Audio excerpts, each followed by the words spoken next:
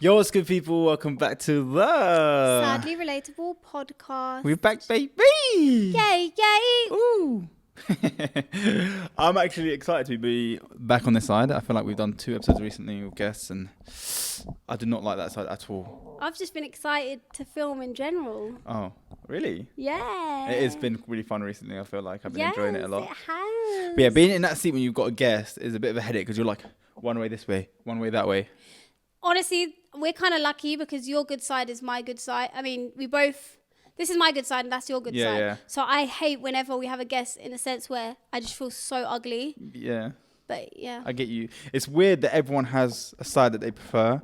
Do you think other people notice? Okay, be honest. Yeah. Just be completely honest. Okay, let me look at you. Say wallah, you're going to be honest. Wallah, I'll be honest. But you have to look at my nose, right? Yeah. So look at my nose from this side. Okay. And then look at this side. Wait, I could turn that way. And turn that way. Look at me like straight on. Forget straight on. Oh, it's your profile that you don't like. The side view. Okay, turn again. Okay. I'll be honest, it looks exactly the same. No. Look properly. It looks exactly the same. I mean, go back. This side's a bit more uglier. That side feels a bit more like shaped. Feminine. Like, whereas that side looks a bit more like. Yeah, that's a little bit like you know when you're a bit slimmer and it like cuts in here. And stuff like that. Is that actually it? This is more like my feminine side, and then this is more like my like. Ooh. I got my like hey, and then I got my like. I fully understand it because you tell me about mine, yeah. Yeah, that's your feminine side. No, I'm joking. Wow. I'm joking. No, look and pay attention to what the problem is, yeah. Okay, I can tell you. This one. Wait, that's your good side. Oh yeah, that's your good side. She's like, wait, is that your good side? And then there's this side, my right side. I think it's your hairline you don't like. No, forget about that. Right now. I'm going to give him so many more insecurities. No, I'm judging off what I think about you. Okay, look at me properly, straight on. And I'll tell you what my issue is before you say it. Wait, look straight on at me. Oh my God, you look like our dad. I know. So much. This side to me, yeah, I've got this dark birthmark that comes up here. I don't know if you can see it, dark patch here. Not really. Yeah, look, all around here, it's quite dark. Sometimes people see it and they think I've got a bruise.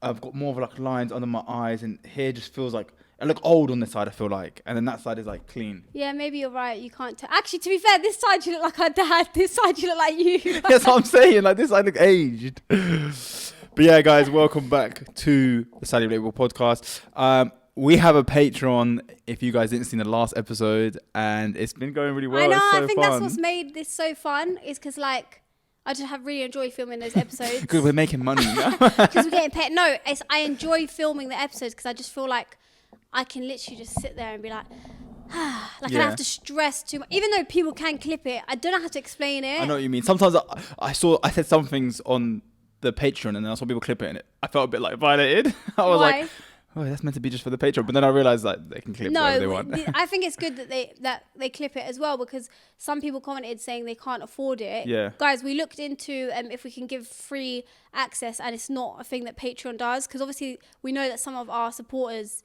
wouldn't be able to afford it, but Patreon, and we thought maybe like here and there give some free passes, but that's they don't. That's not true. They don't. I googled it. Oh, what, doesn't let them... Yeah, it doesn't. It says it's not a thing they do. That you can't give access to Patreon. Oh, you can't give like a free section. Yeah, you can't. No, as in like you can't. Like, let's say you give a code and it means they don't have to pay. Oh, I thought you meant make a free section. I was like, you can't make a free section. But No. It's like the actual. Like a discount code type thing, like a promo thing. Where they don't have to pay. Yeah. Oh, okay, cool. Looked into it because we thought like and he was like, that's not true. I was thinking, what? You can give a free section, but yeah. No, yeah, but it's sad. I think the main thing I actually want to make a point of, because I feel like we kind of just expected everyone to know what Patreon was, and we didn't really explain what Patreon is. So a Patreon is another website called Patreon, where you can host videos, audio stuff, loads of things, but it's through a paywall. So it's a subscription-based thing where people pay monthly to receive extra content. They also have an app that you guys can use and download it, and you can literally use it, go on there, watch the videos, click on the audio, get off the app, and it'll play it like you're on like Spotify or something like that. And the whole point obviously is to support us, support the show, to help us to create more and just really dive into the podcast and put more effort into it. And also they have like different tiers. So we're going to change the tiers over time, but at the moment there's 2 tiers. The first tier, which is £4.50, which you get an extra episode a week, and access to like some promo codes for things we've got coming soon. And the second tier right now is purely if you just want to support us. So it's the same thing, but it's a bit of a higher price. And it's just if you have that extra bit of money that you want to support the show and just get involved, and inshallah there'll be another tiers. You know, like, our first subscription was the supporter one. Yeah, I didn't think many people doing. I know. I didn't think that many people were going to do that one. I was like, this is just if they want to support us.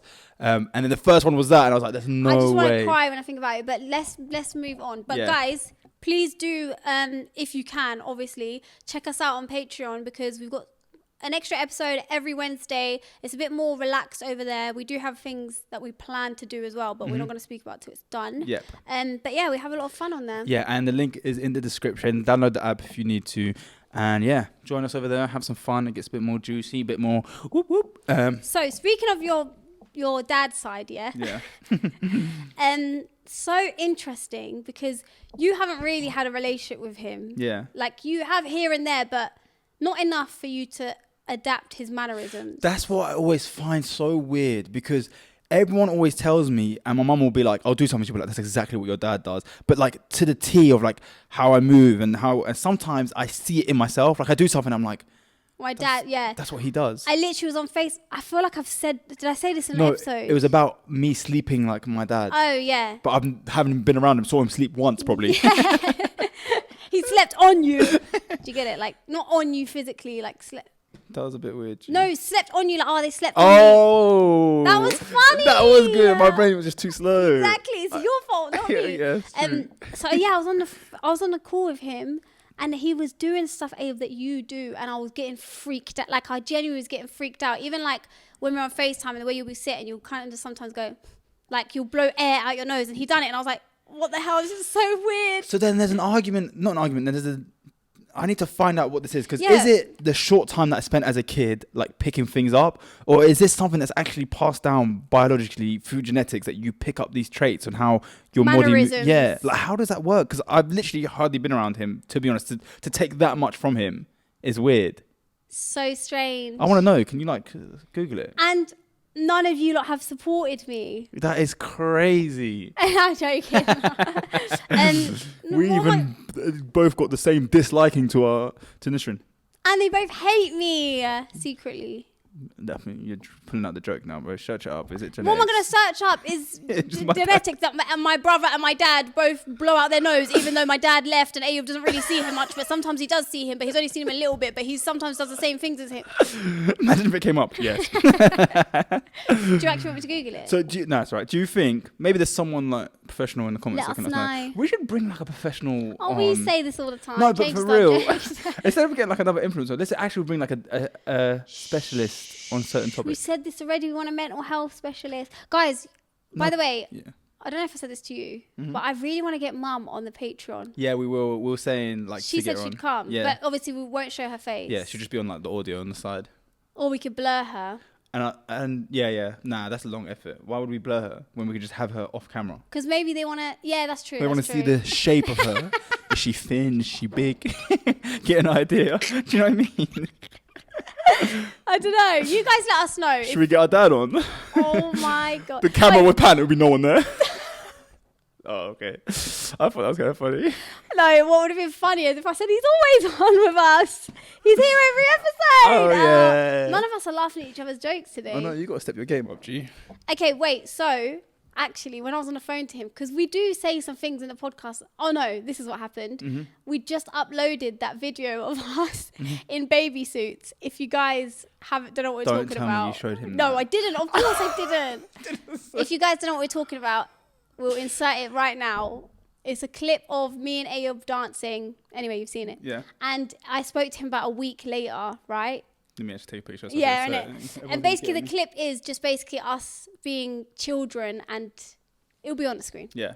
And I spoke to him about a week later, and I was kind of testing the waters, and he was like, oh, you and Ayub still doing that stuff that you do? And I was like, yeah, we are. I was like, do you ever check us out? Like, do you ever watch us or like see? And he was like, oh, like sometimes, not really. And I was like panicking because like, imagine he sees it and he just doesn't say anything. Because our uncle has told me once that he like watches the podcast. No, but then sometimes family exaggerate. Yeah. He'll bring up once, oh yeah, they're doing that thing, and he'll come tell me, yeah, he watches you every week. He's loving everything you're doing. He's proud of you. And it was around the time where we were like we were saying like not great stuff. Yeah. Well, we never said anything bad, but we were just talking about our experience. Yeah. That is awkward. But yeah, no, I think... would you ever actually get him on, be honest? He would not come on to... Like, you could pay him $1 billion, he probably wouldn't come on. No, I think he would. What would he tell... Well, I can't even have a normal conversation with him, let alone on a podcast. You can't have a normal conversation. I was making him laugh. Right, let me break down what it's like for me, yeah? Because I want to like explain to some people, maybe you guys experience the same thing and you can give some advice in the comments. But like, when I see my dad, we've never had like anything bad between us. It's just because we had so much time apart when we were younger. No, you were younger, he wasn't. Yeah.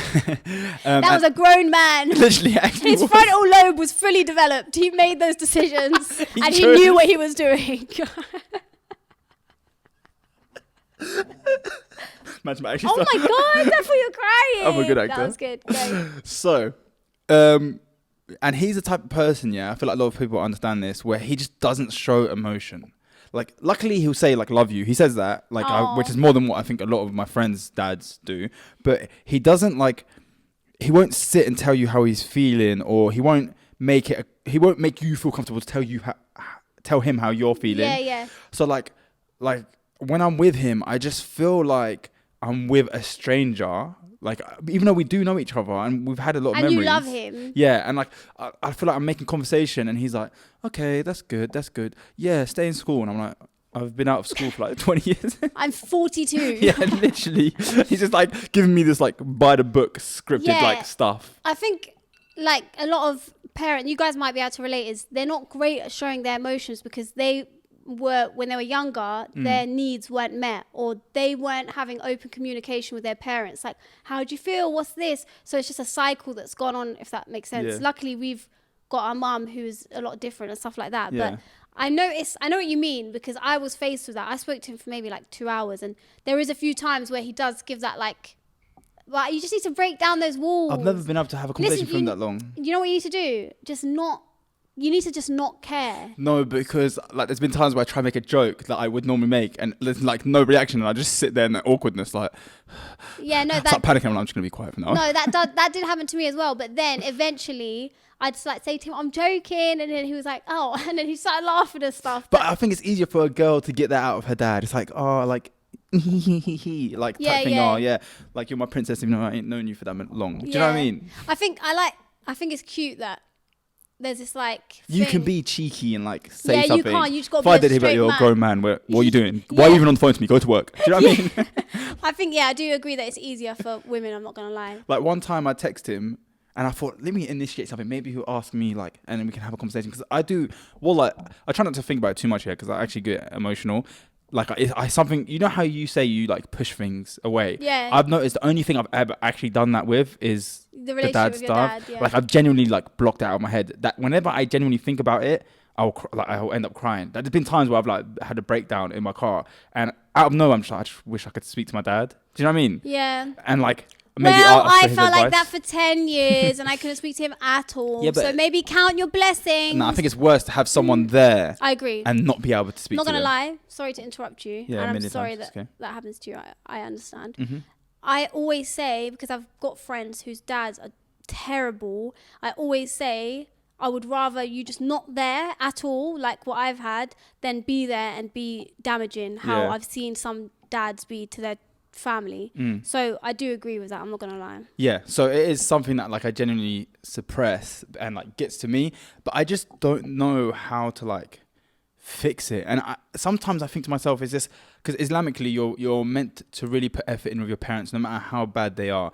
Obviously if it's to a point where they're like physically abusive and like to the point where even mentally sometimes where you just can't live because they're constantly on you, but if they're just not that great, it's not something that you should give up on. Do you know what I mean? And like I feel like sometimes I feel like maybe my life would have gone better if I put more effort in with my dad, if that makes sense. When we sit and say, oh, if I done this, if I done that, I'm not gonna lie, you're just gonna make yourself depressed. Not even past, I'm talking about now, like things could be, I could get more blessings. I do agree, I'm not gonna lie. I do agree. I think and I said this to even one of my friends, and I'd speak to her, and she was having like a bit of a hard time for a few years actually, and she had a not great relationship with both her parents, but it wasn't really her fault, but she wasn't doing anything to make it better, if that makes sense.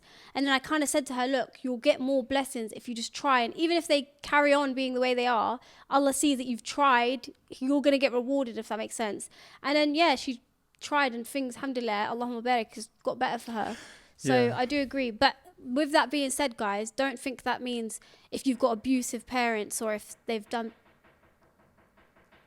What is that?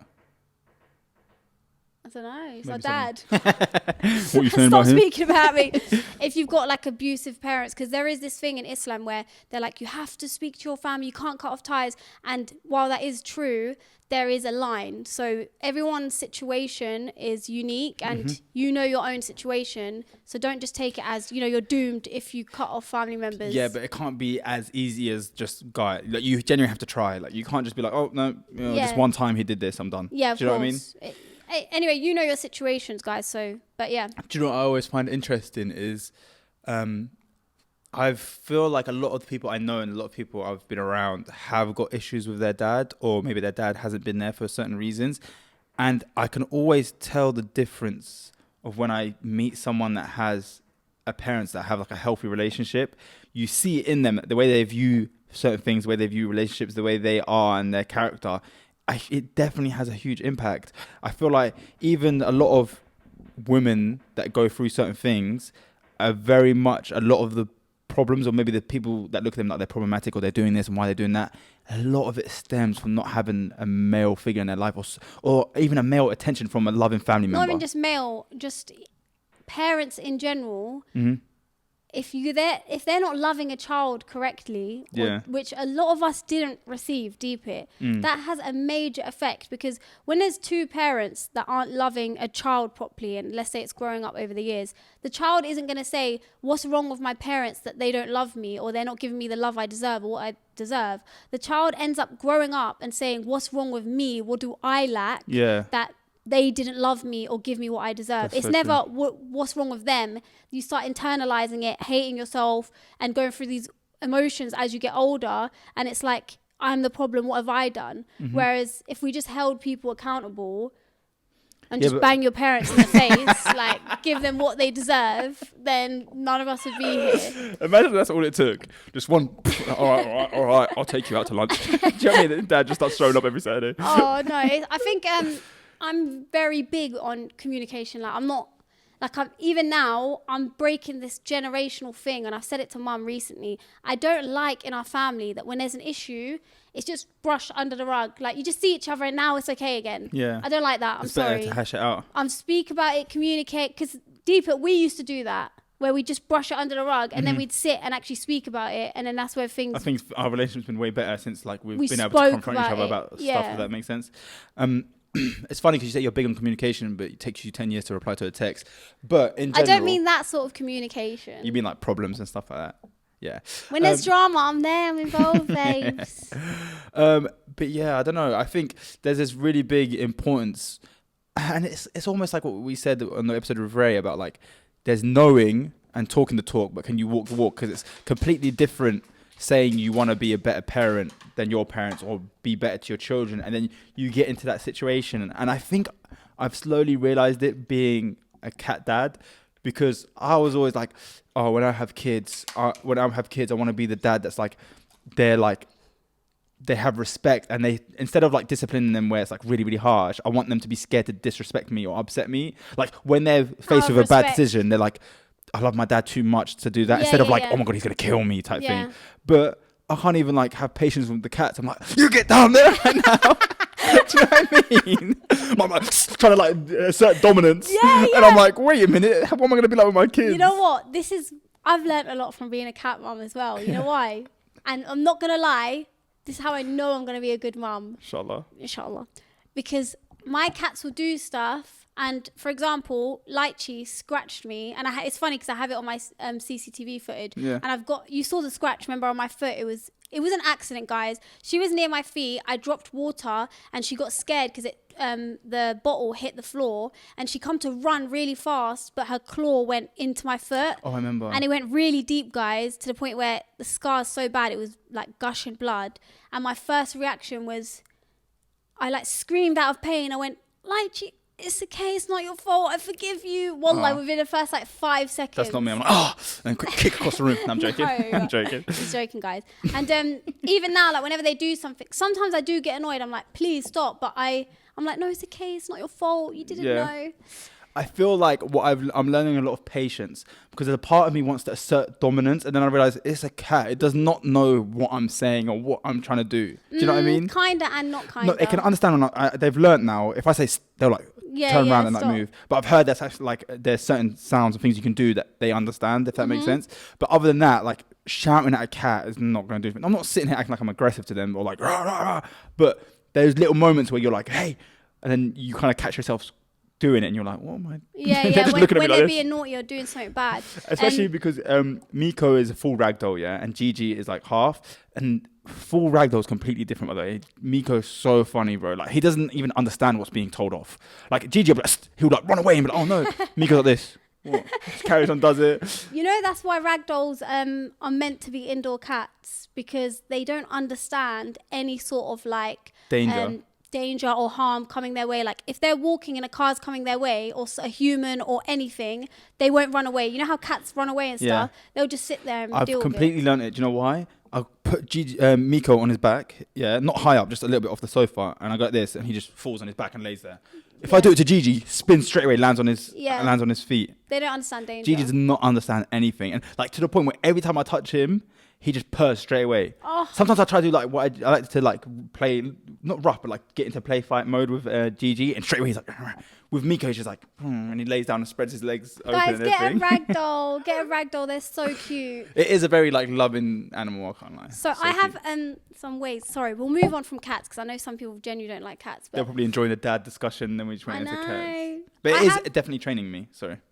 It's teaching you. Teaching me. Yeah. I have some ways that I made up that I've taught my cats things, but genuinely didn't read it anywhere. It might be unhealthy, and guys, this is coming from this is coming from a good place. So if it's bad, please like don't judge me. Yeah. So, and I don't even think it's that bad. But for example, I don't want my cats on a countertop because I have like an oven where it's not like the fire, like it'll be hot. It's flat, yeah. The stove, sorry. Electric ones. Yeah, so they could step on it after I finish cooking and burn themselves. So my thing is never on the countertops in the kitchen. Also, I don't want cats up there. Yeah. And then also not on the dinner table, like the dining table.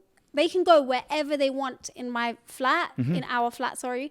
Just those two places, I do not want them on there. Yeah. So the way I've taught them not to is when they go on there, is this bad? They're basically both scared of the Hoover. Yeah. So all I do is just turn on the Hoover. So now they You don't chase them with it. No, I don't chase them with it. Traumatize them. No, I just turn it on and they get scared anyway of the Hoover, and they like stop. Yeah. So now they don't do it. Lychee, I sometimes catch her doing it, and as soon as I say like Lychee stop, she gets off.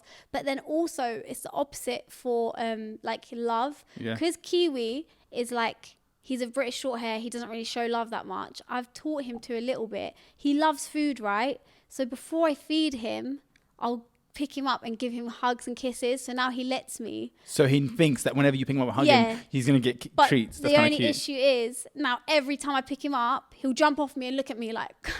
like anytime I give him a hug or a kiss, he'll like jump off me and be like, "Hey, where's my treat? Pay me. Are we gonna get food now?" But yeah, anyway. Apparently, a negative reinforcement is not good with cats. Like, you can't teach them through being negative. Yeah, like, but how can you? What are you gonna do? Get them on the counter. Like, come off. Wait for them to come off and then give them a treat? Yeah. Like, that's just long. No, maybe. I've heard, though, I watched a TikTok where, like, those sounds that I use, because my wife tried to laugh at me. She's like, you're such like, you know how, like, parents from a different country would do that with animals, like, those type of noises? Yeah, you're fresh. I've been using those, but I saw a TikTok where someone actually broke down that, like, is actually a noise that they understand. It's like, don't be doing that.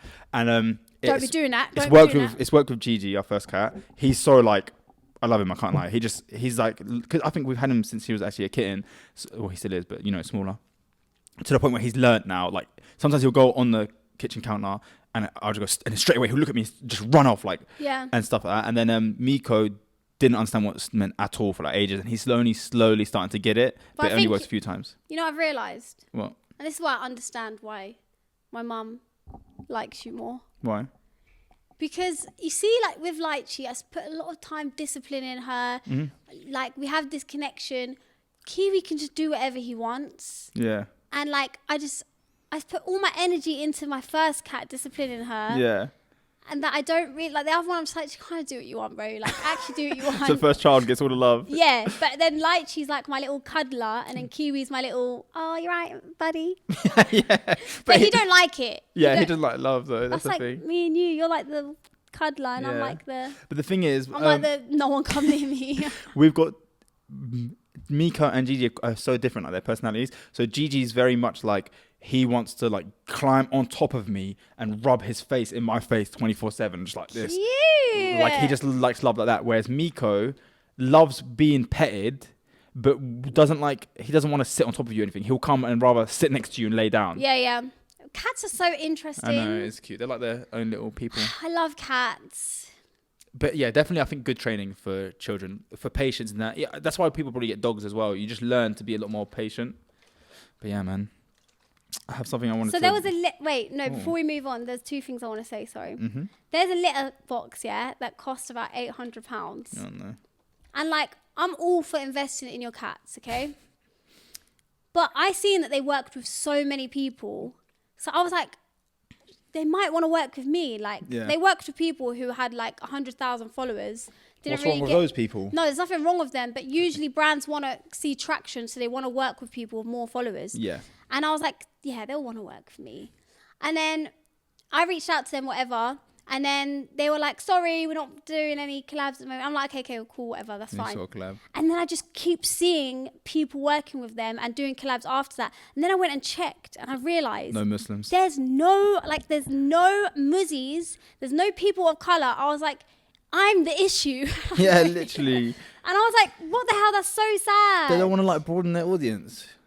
Broaden their horizon. Broaden their demographic. That's it.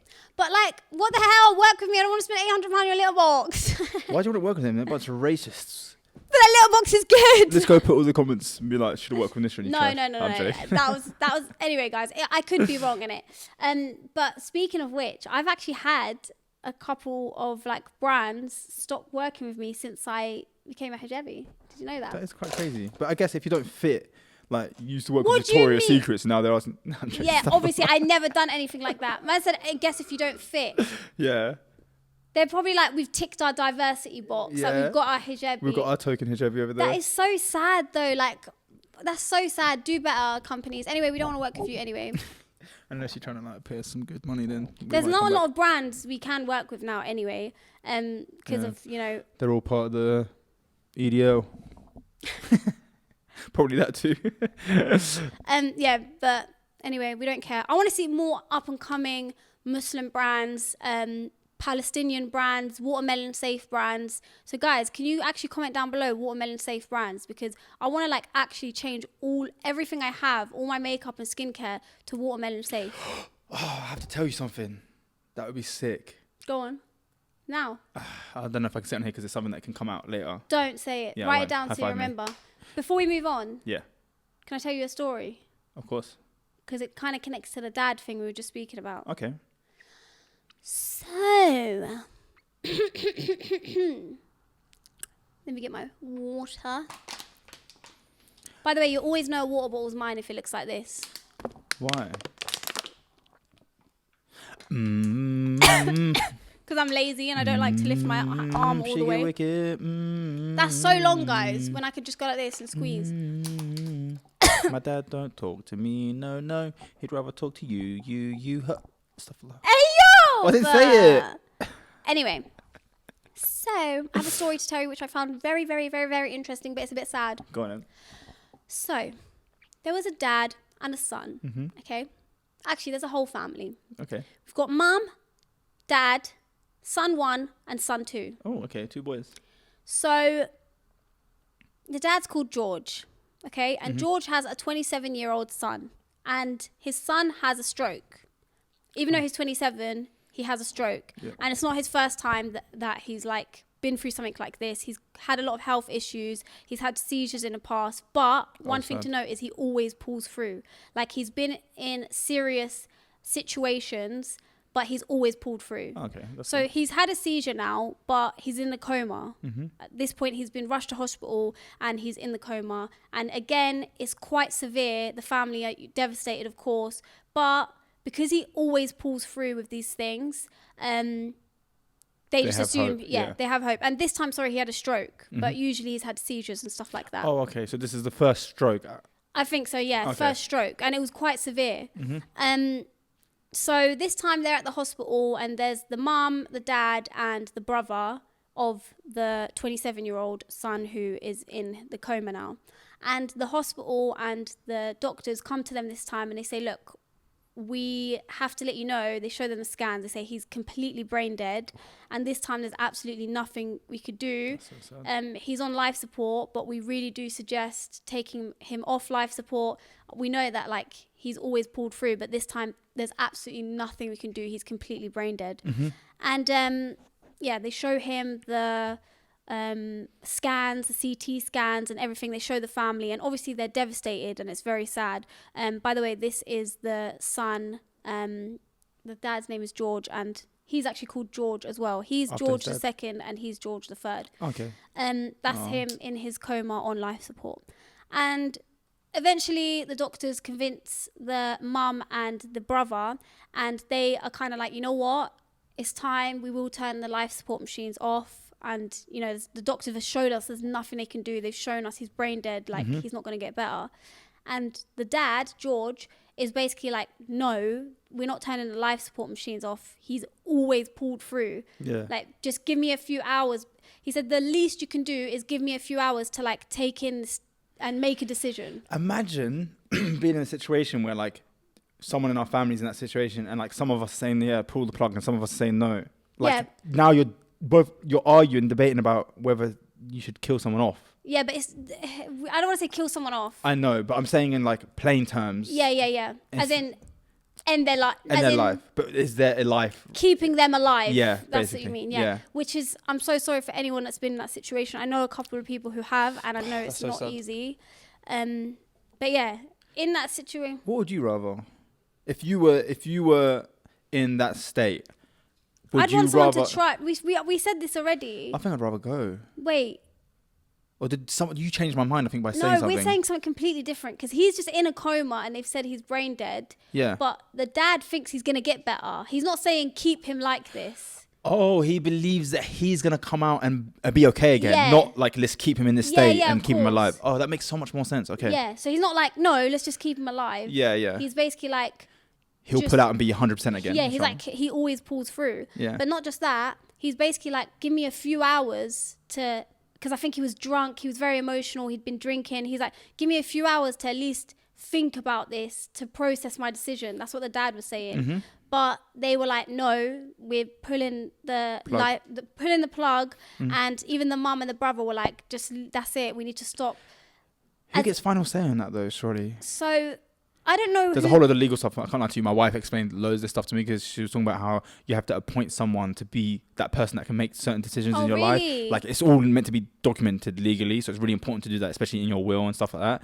But yeah, I've never thought about that in my life. I guess your next of kin, because we have in the UK your next of kin. But there's a whole different word to it. Trust me, I was talking with my parents-in-laws as well. That's insane. In my in-laws, yeah.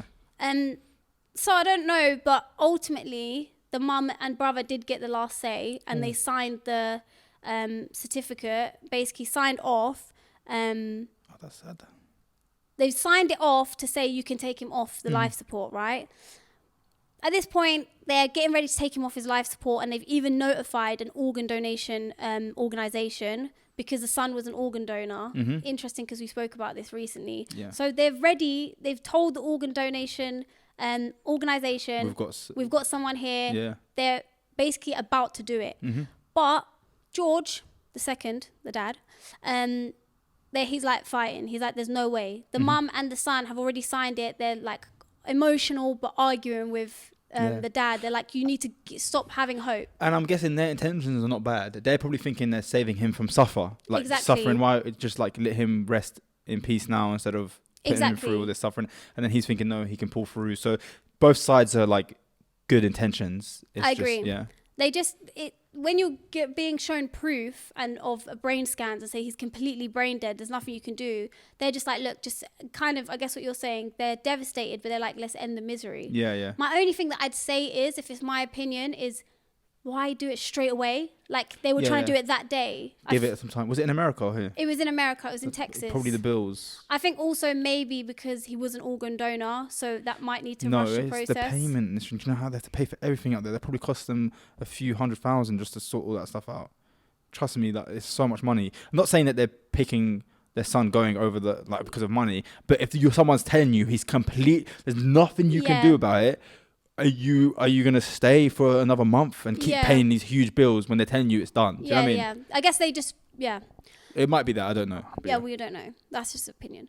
Anyway, so it ended up escalating where he was next to his son in his coma, and the dad was screaming, shouting with the nurses, the doctors, and eventually he ends up pulling out a gun. What, dad? Yeah, the dad pulls out a gun, and I think this took a turn. Yeah, like they're about to take him off the life support, and he's shouting. He's a bit drunk as well. He admits to being a bit drunk, and he pulls out a gun, and he basically points it and threatens to like unalive the doctors and nurses or anyone that comes near his son. Oh, so he's gone into like protection mode. So he points it at everyone, and he's threatening everyone, and the other son eventually ends up wrestling him to take the gun off him, and what happens is he gets the gun off of him. Oh, he scared me. I thought you were going to say he loses that son because the gun accidentally goes off or something. That would have been so terrible. No, what happened is the son got the gun off of him, but then he like screams and he's like, do you think that's the only weapon I brought with me? And at that point everyone just like runs out the room, like all the nurses and doctors just leave, and he closes the curtain. So he's in the room. Spoiler, he didn't actually have another weapon. He just just said he did. That's just a spoiler. Sorry, guys. So he's like, do you think that's the only weapon I've got? So they're thinking, has he got a bomb? Has he got another gun? Has he got something? Yeah. Exactly. So they all leave him. His curtains closed. He's sitting by his son, and he's just basically buying hours.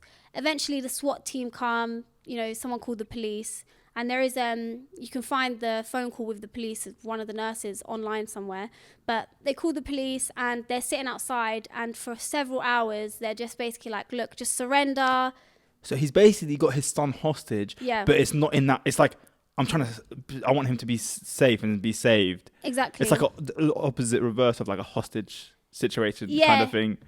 He's got the whole... Let him go. And he's like, no. But it's like he's just trying to he doesn't want his child to die. Do you know how sad that is? Yeah, that is so sad. That's why I said this story is so sad. But they basically have a standoff with... Him and the SWAT team police have a standoff for hours, several hours. And while he's by his son's side. But obviously they can't come in. And they haven't come in because they think he's got another weapon. But he doesn't. And what he's trying to do is he's just like trying to buy time, process it all, I guess. Because they were trying to turn it off. And I'm guessing because normally they would just go in and be like... with guns and then shoot the person if they've got a gun. But I'm thinking in this situation, it's a sensitive case, they're probably thinking he's not trying to be like a murderer or a killer. He's just highly emotional right now. And so they have to kind of like de-escalate. It's almost like talking someone down from who's trying to like jump off a bridge or something. Exactly. Instead of like they're talking to them, like trying to negotiate, like, come on, just calm down. Yeah. That's why they were just trying to, get him to surrender. Because normally in that situation, the person's already gone, you've decided to whatever, and then someone's there with a weapon, they would just go in with their own weapons and be like, what's good type thing. Okay. But after a few hours, what happens next is very interesting.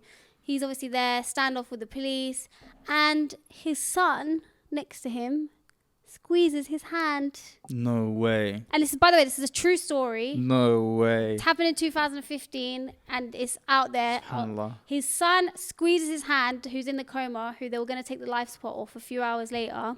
And he's obviously shocked. He doesn't know if that was like in his brain or whatever. He's drunk, So then he tells his son to squeeze his hand again, and he does it several times after. Squeezes his hand. There's no way. Yeah, I literally got goosebumps telling the story. SubhanAllah. And then once he realizes his son's like active, like his brain's not brain dead, he then surrenders and he's like, look, I'm surrendering, go look after my son, basically. Yeah. So His son wakes up and makes full recovery. And he's in prison for 10 years, doesn't get to see him. No. That'd be so sad. Imagine all of that. But you'd be happy because you saved your son. So yeah, he makes a full recovery. That's crazy. And he's done interviews on TV. He's living fully coherent, can speak, can do everything. Can speak, full recovery. That's what confuses me about doctors. Do they know what they're talking about sometimes? But we should be careful with that because it could be a special case. Exactly. It's not all cases, guys. So don't Yeah, imagine you think, well, if he's done it, we can do it. Yeah, I think you just got to be careful. But I'm going to show you the photo of, so that's him in the coma, obviously. That was his mugshot. Because obviously, as soon as he realised his son's awake, he doesn't need to. He doesn't care anymore. Yeah, it's good. Yeah. He got 11 months in prison. That's not too bad. They dropped a couple charges, and they understood special circumstances. Yeah, of course. 11 months. I would do that to have my son. Do you know what I mean? Yeah, of course. And this is the interview afterwards with George II and George III. Oh, this is such a cute story. George squeezed my hand. During that 3 hours, George squeezed my hand 3 or 4 times on command. Seeing that his son was recovering, Pickering surrendered. There was a law broken, but it was broken for all the right reasons. I'm here now because of it. This is George Pickering III, the man family members say they were told would not recover from his stroke and coma. It's the duty of a parent to protect your children, and that's all he did. Pickering says he and his dad share an unbreakable bond. They run a small electrical engineering business and even built their home together. Everything good that made me a man is because of that man sitting next to me. That's so emotional. Oh, so cute. And imagine That's so sad. He held and... If I was on life support, my dad wouldn't even be there to make the decision. Like, you're right. No, yeah, take him out. But no, that is so sad. It's such a sweet... I said sad because I didn't want you to guess the ending. Okay. But think about that story. It's amazing. Yeah, that's amazing. But imagine waking up and then your mum... You snake. You men were ready to get rid of me. That is so messed up. I'd actually feel the same way. I'm not going to lie to you. I wouldn't be able to look at everyone the same afterwards. No, but my thing is... I understand the decision, but it was just so soon, which was weird. Yeah. Give it a couple of days. Man said you got one in my bedroom that bad. You know, give it, a week or something. Gosh, that's crazy.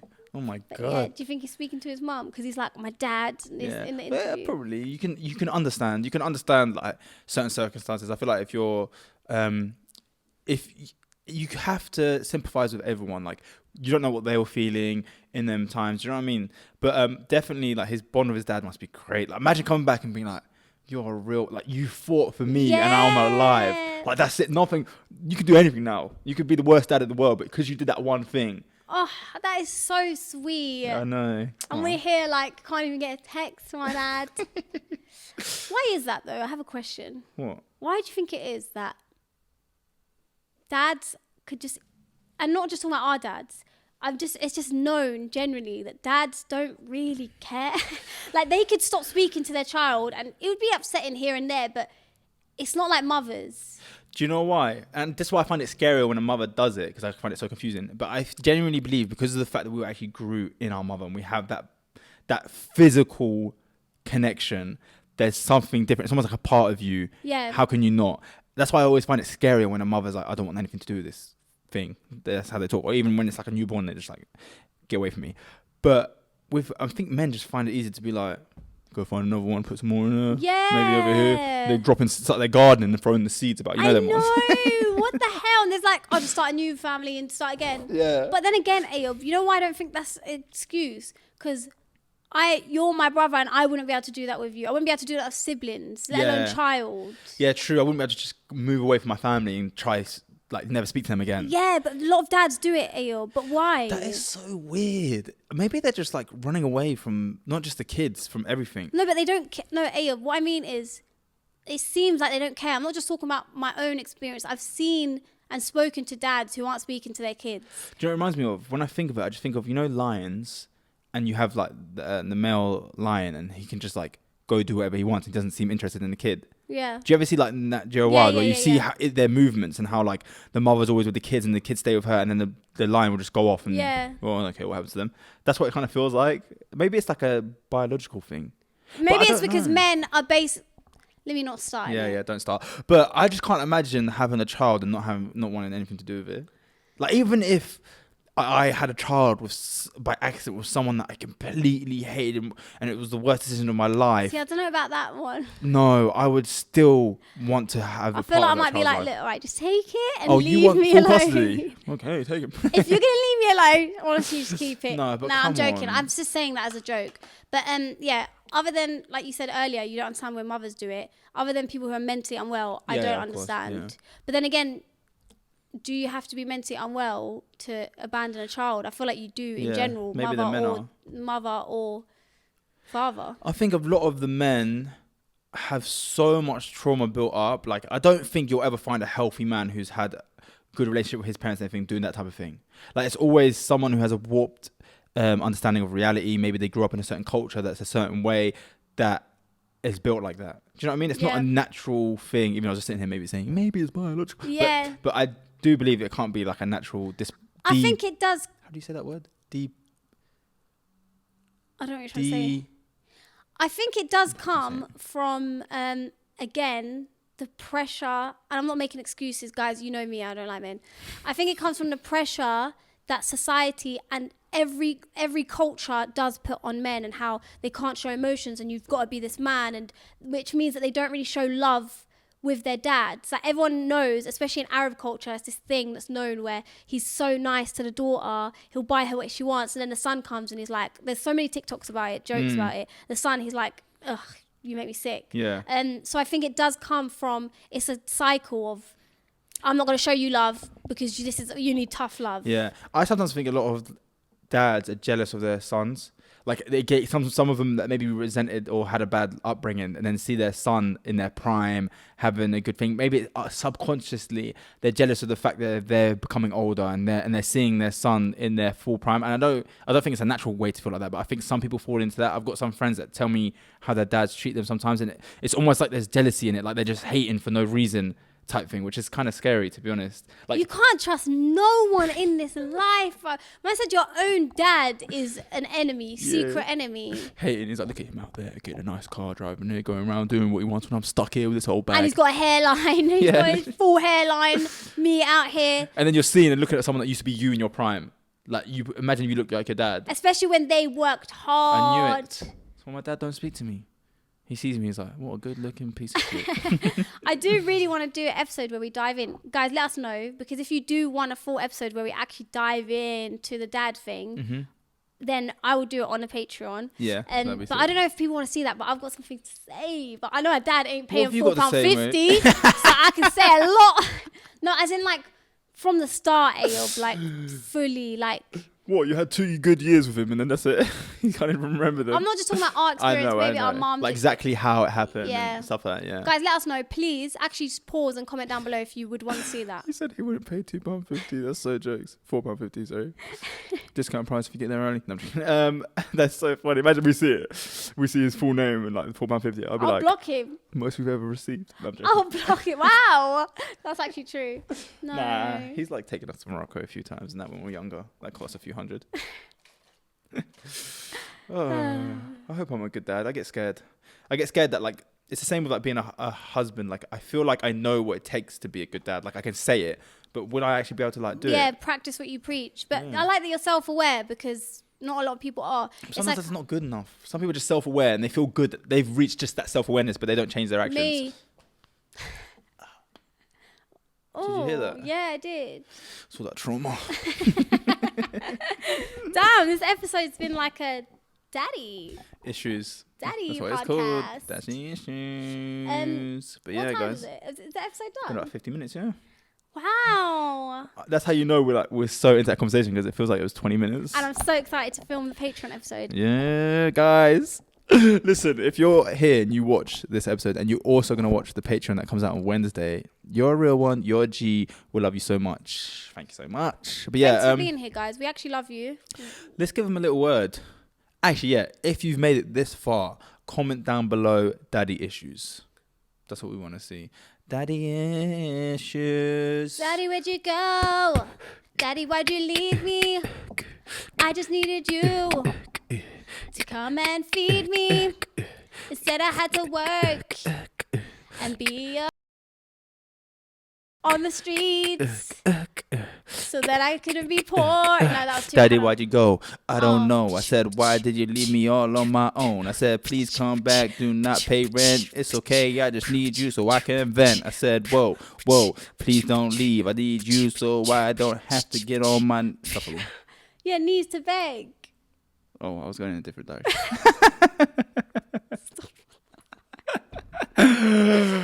Edit that out what I said though. What did you say? What? You weren't paying attention. He was too busy. I was trying to get the beat right. I was like, all right, You were too busy focusing on what you were going to say. No, I wasn't planning. I don't ever plan it. It comes out naturally. Yeah. What I was trying to do is stick to the right beat. Because sometimes I I said like something mess bad. up. You're going to watch it back. Oh, okay. Let me take a picture. But yeah, guys, thank you for watching. I really love you guys. Like, you lot being here makes me very, very happy. And I don't know. I just love you lot. But if you don't subscribe... Yeah, can you please subscribe? Like, it's literally free. Ow. Guys, it's literally free. Or if you're not in the mood to do something free, you can also pay if you go to Patreon. And go head over to our Patreon. Come on, guys. It's literally a snack box. Like, £4.50, you can get a meal. Is that a form of begging? Ew. No, I don't think it is. You know why? Because we're providing a service. Exactly. We're selling a product. Exactly. Our trauma. It's e-commerce. Yeah, trauma. In a bottle. You know me, I go full throttle. When I'm on the mic, I might just I'm pull done up with that now. Okay. Come on. All right, listen, where can I find you? You can find me smiling on my pillow and on the Patreon if you subscribe to the link in the bio. You can find me at It's Mystery on Instagram and TikTok. You can find me at Kayla Casho on all social media platforms. Guys, don't forget to check out the Patreon. If you want an extra episode every Wednesday, we've got that first tier, £4.50. You get that extra episode. And if you're feeling generous and spicy, you want to support the people you love, then you can hit on that next tier, which is the Ultimate Supporter. Check the link in the description, and we hope to see you there. Don't forget, you also get to be on the call segment, so send us your numbers in the DMs if you're part of the Patreon with a picture of you subbing. And yeah, we will see you next week. Peace. Bye.